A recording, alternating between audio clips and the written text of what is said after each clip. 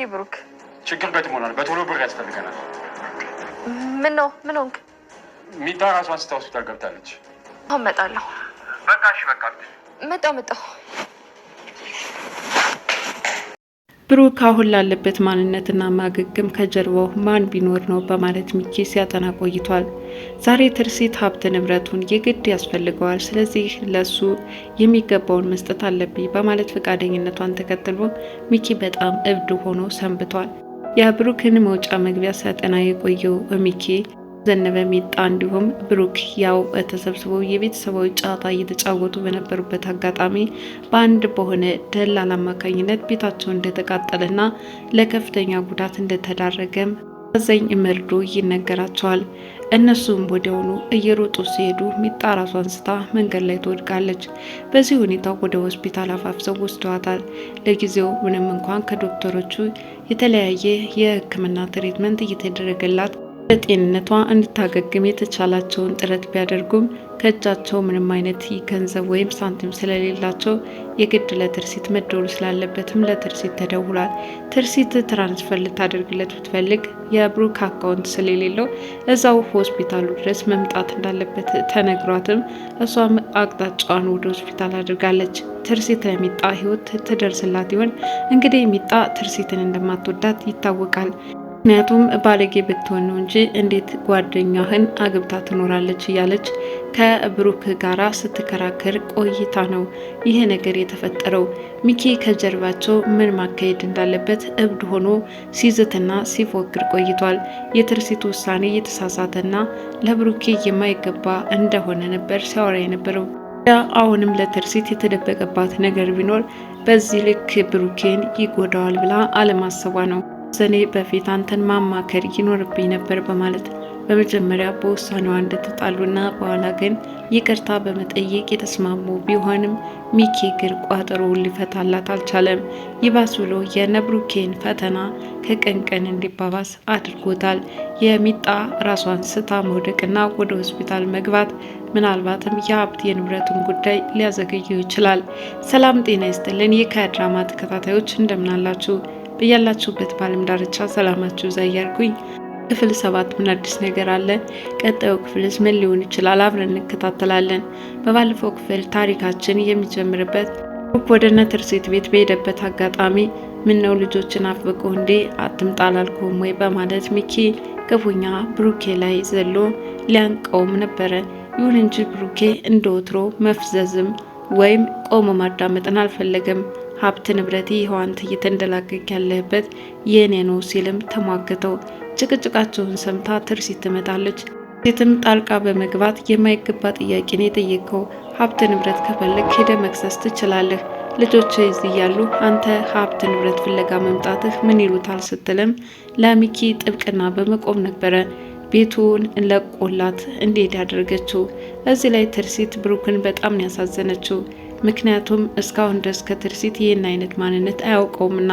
ነገር ግን ሚኪ አሁን በጸባይ ሊገባው ፈልጓልና ብሩኬን የሚያባብልበት መንገድ እያፈላለገ ነው።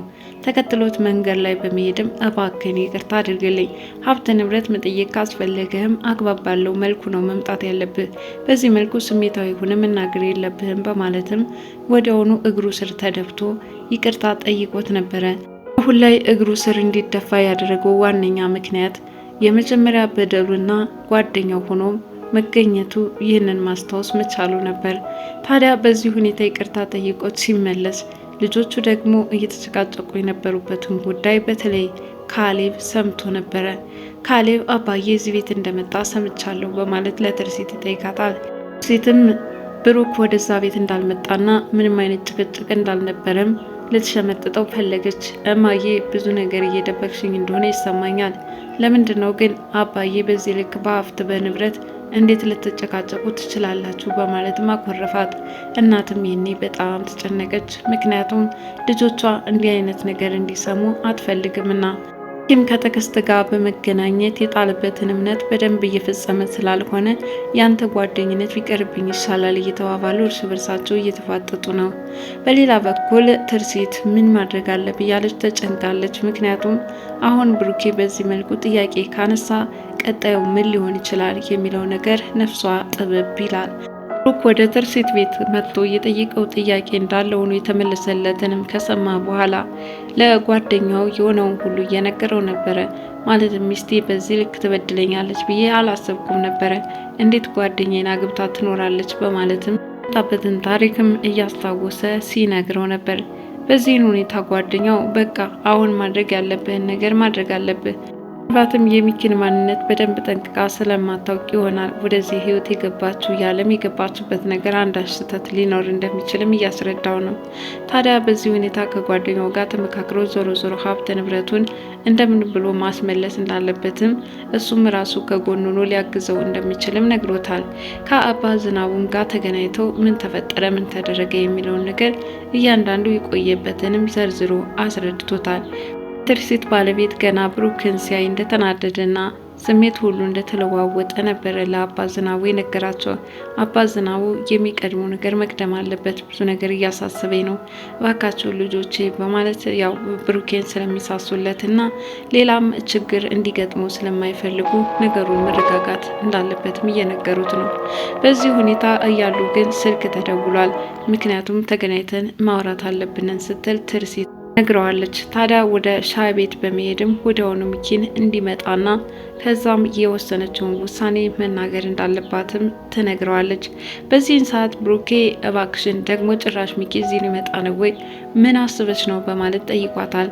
ከዛ በፊት በአንድ ወቅት የሚያውቃትና ስትረዳው የነበረችው አንዲት ሴት ነበረች። እሷም እንግዲህ ከትርሲት ጋር በፌስቡክ ይተዋወቁና ያወሩ ነበረ። የት እንዳለችና አድራሻዋን ማወቅ እንደሚፈልግም ይጠይቃታል። ትርሲትም ወደ ለንደን ይመስለኛል፣ ዞሮ በፌስቡክ ነበር የምናወራው ብሎ ካደረገችኝ በማለት ነግረዋለች። ሴት ለማግኘትም በጣም የተቸገረ ይመስላል። ታዲያ ጉዳያችን እዚህ ላይ ከጨረስን ወደ ቤት መመለስ አለብኝ በማለት ከተቀመጠበት ሲነሳ ግን ብሩኬ ቁጭ በል አንድ ያሰብኩት ሀሳብ አለኝ፣ ይህን ደግሞ ባለቤቴ ባለበት ነው ውሳኔን የምነግርህ በማለት እንዲቀመጥ አደረገችው። ሚኪም ተደውሎለት ወዲያውኑ ተከሰተ። ሚኪ ምንድን ነበረ እስኪ ትርሲትዬ በማለት ከብሩክም ጋር ሰላምታ ተቀያየሩ። ትም ቀጠለች። እኔ የምፈልገው የለፋበትና ብዙ ፈተናይቶ ያፈራው ሀብቱ ነው። ስለዚህ የሚገባውን ብሩኬ መውሰድ አለበት በማለት ሀሳቧን ትናገራለች።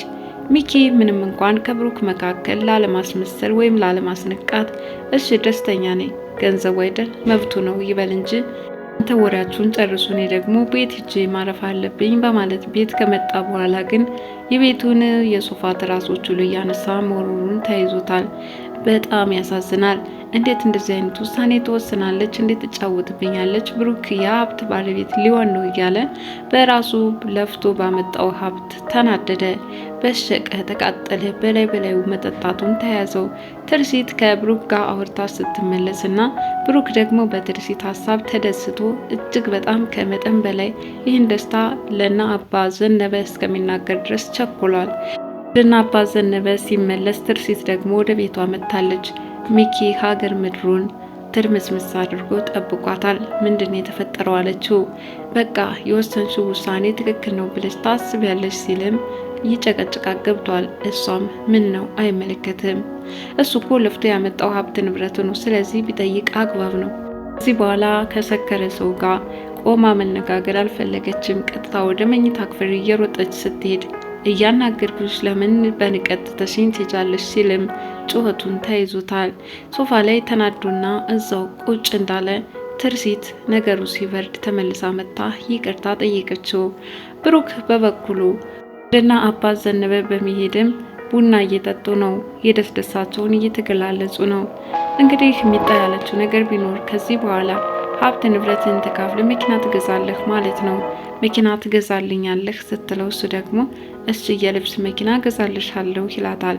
በዚህን ሁኔታ ቀልዳቸው እየተሟሟቀና ደስ በሚል አገላለጽ አባም ቢሆን የሚያስጨንቃቸውንና መሆን ያለበትን እየተመካከሩ ነው፣ እንደ አንድ ቤተሰብ ማለት ነው።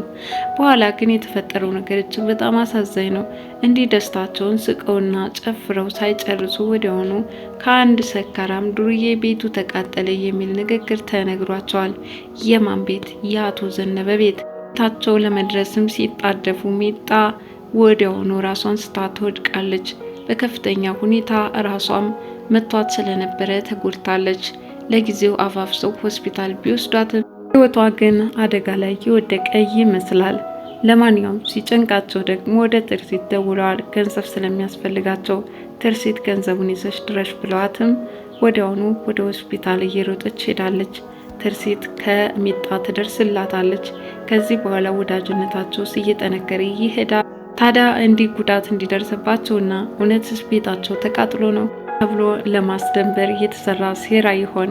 እኔ የሚመስለኝ የብሩክን መውጫና መግቢያ እያጠና ስለሆነ ስለዚህ የእነዚህን ሰዎች ደስታ የግድ ማራቅ ስለነበረበትና አሁን ብሩክን ከጎኑ ሆነው አይዞህ እያሉ ያበረታቱ ያሉበትን ሁኔታ ለማደናቀፍ ያደረገው ይመስላል። ከዛ ውጭ ያ መልእክተኛስ ማላከው? ሚጣስ በሰላም በቀጣይ ክፍል እናገኛታለን። ምንም ሳትሆን ወይም ከአለችበት ከሆስፒታሉ ከጉዳቷ አገግማ እንድትወጣ ስንል መልካም ምኞቴ ነው። በቀጣይ ክፍል እስከምንገናኝ ድረስ ለዛሬ ከድራማ ያቀረብኩላችሁን ይመስል ነበረ። ለዚህ ቻናል አዲስ የሆናችሁ ሰብስክራይብ ያላችሁ ቤተሰብ እንድትሆኑ በትህትና ጠይቃለሁ። ባይ ባይ።